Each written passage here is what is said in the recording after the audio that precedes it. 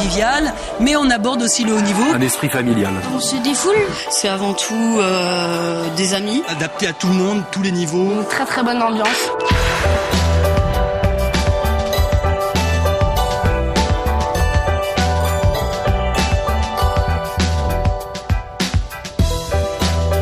Au début, il y avait essentiellement judo, judo enfant, judo adulte.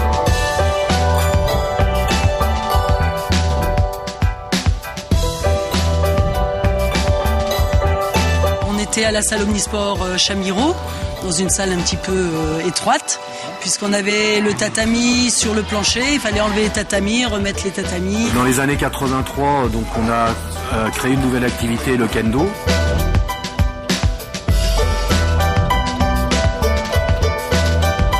Sans beaucoup d'éléments techniques, mais avec toute notre connaissance de judo et notre expérience d'enseignant, on a pu développer une activité qui n'existait pas dans l'Ouest. Si bien qu'au fur et à mesure du temps, on a vraiment pris une place de leader. C'est un club très ouvert puisqu'on prend les enfants à 4 ans.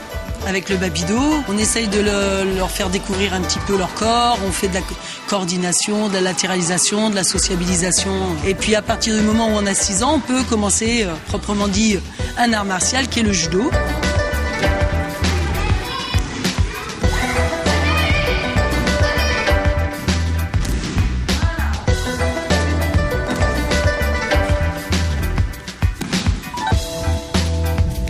On s'entraîne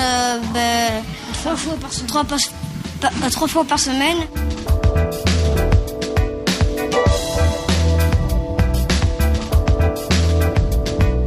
Le mercredi, jeudi et vendredi. Il y a le code moral, le code.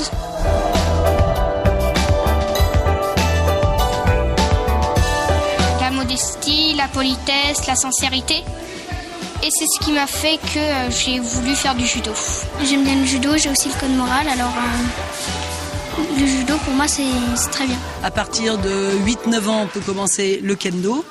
Et puis on peut pratiquer jusqu'à 70 ans, 80 ans.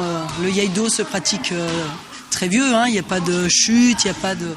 Donc c'est vraiment un club ouvert à n'importe quel licencié, qu'il ait 4 ans ou 75 ans. Toutes nos activités se sont axées sur les disciplines japonaises, avec comme point central le sabre, comme référence le sabre japonais.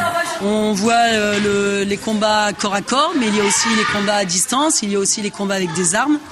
Et puis il y a aussi la phase préparatoire du corps qui permet d'entretenir une forme physique. Quand je suis arrivé en Vendée, que je suis arrivé sur Fontenay-le-Comte, je cherchais de l'aïkido parce que j'étais pratiquant d'aïkido.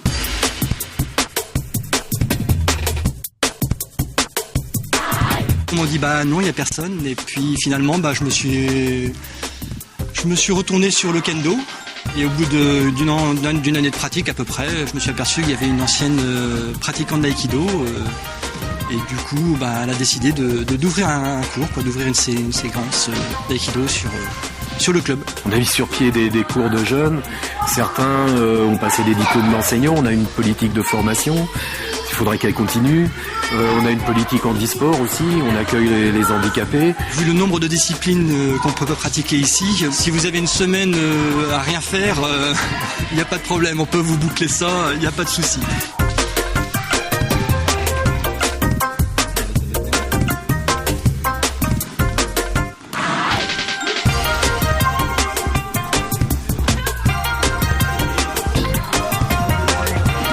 C'est un club que j'apprécie beaucoup.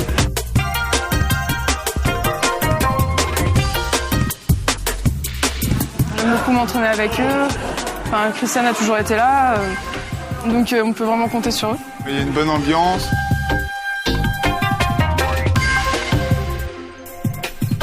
J'y suis depuis que je suis tout petit, donc je connais quasiment tout le monde ici. On arrive vraiment à se monter en puissance chacun, justement parce qu'on s'entend tous bien.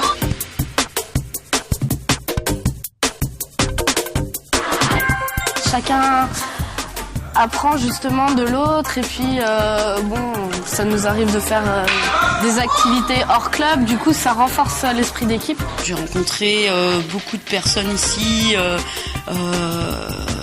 qui sont par la suite devenues des amis.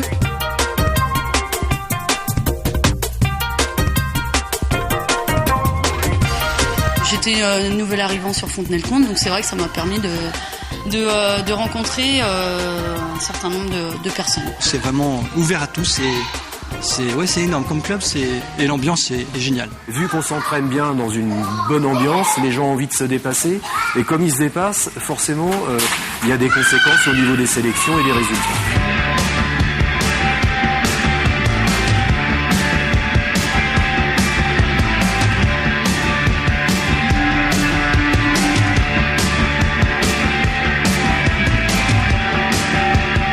On a des jeunes combattants du club qui sont internationaux. Notre premier accès à la compétition internationale, c'était en 1987. Donc Christiane David était sélectionnée pour les championnats du monde, et depuis, on a dû avoir une bonne douzaine de sélections pour les championnats du monde, dont notamment Silvio Montesinos et Zoé Duvauchel. Je me suis toujours entraîné ici et je m'entraîne qu'ici, donc si j'arrive à être en équipe de France maintenant, c'est parce que j'ai eu une bonne formation. Au début, je savais même pas donner un coup de poing, ni un coup de pied. Et on a appris petit à petit en répétant, et comme tout entraînement. Et à force, on maîtrise, et après avec les compétitions, on arrive encore plus à évoluer.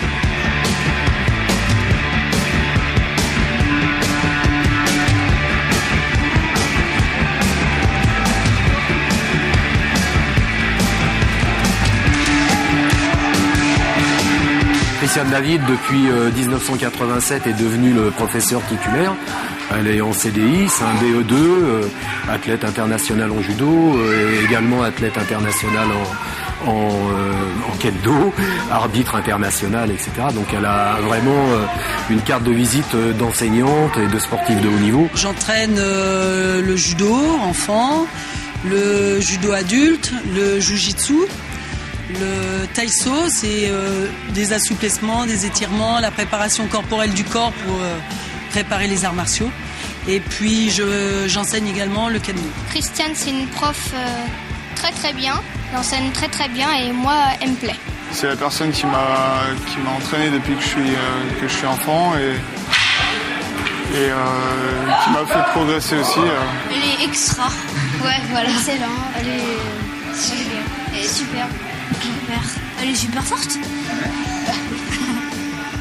Elle nous pousse bien pour qu'on puisse progresser. Qu'elle donne de bonnes consignes et puis qu'avec elle, au moins, on apprend tout de suite. C'est des choses qu'on fait. C'est quelqu'un qui est très pédagogique mais en même temps un peu strict parfois. Peut-être que les enfants trouvent que je suis un petit peu sévère, mais je leur explique qu'on fait plus qu'un sport, on fait un art martial. Qui plus est, un art martial originaire du Japon. Donc comme on sait, au Japon, il y a beaucoup de conventions, beaucoup de façons de se comporter, il y a tout un rituel. J'ai commencé avec Christiane, les cours enfants, c'est elle qui les faisait, et puis après j'ai eu Jean-Claude au fur et à mesure, et les deux. Ils ont toujours été là, ils nous ont toujours vraiment soutenus, et on a de la chance d'avoir des professeurs qui nous soutiennent comme ça.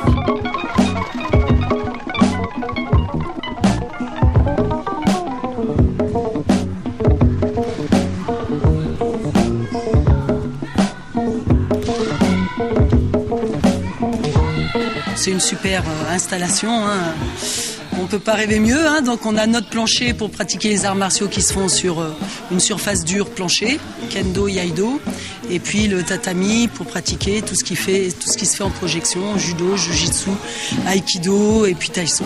La mairie a décidé, après une option pour construire une piscine océanide, donc celle-ci était un petit peu obsolète, elle était de 1968. Elle a été fermée 2 ans, il y a eu 2 ans de travaux, un budget fort. Tout a été réalisé aussi par les services municipaux, donc c'est quand même un boulot en interne qui était assez intéressant. Vraiment le cadre est idéal, il y a un très bon plancher. C'est vraiment une chance de pouvoir laisser son armure ici, parce que moi je suis à Paris, et alors dans le métro avec la valise, non, j'en peux plus. Mais non, là c'est un beau dojo agréable. Ouais. Non, et ça fait plaisir, on a envie de s'entraîner en fait quand on est ici. Ouais.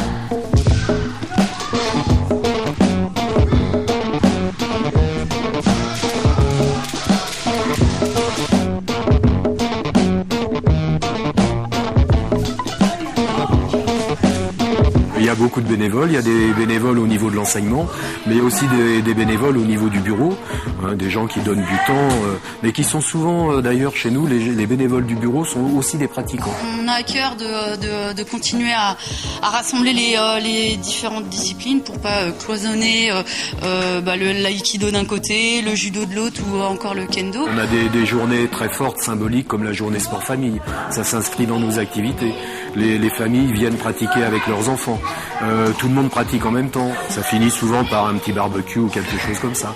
Le dernier temps fort, c'est le Taikai, le rassemblement de fin d'année. Taikai, en japonais, ça signifie rassemblement. Donc en fin de saison, tout le monde a bien travaillé, tout le monde a progressé, tout le monde a eu des grades ou des récompenses. Et on se réunit tous ensemble, on fait de nouveau un entraînement commun et de nouveau, si le temps le permet, une petite fête aussi.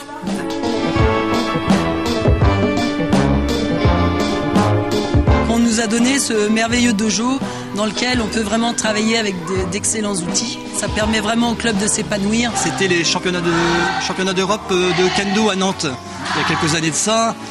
Et nous on n'avait pas participé, mais on avait encadré, c'est-à-dire qu'on s'était occupé des tables et tout ce qui était administratif.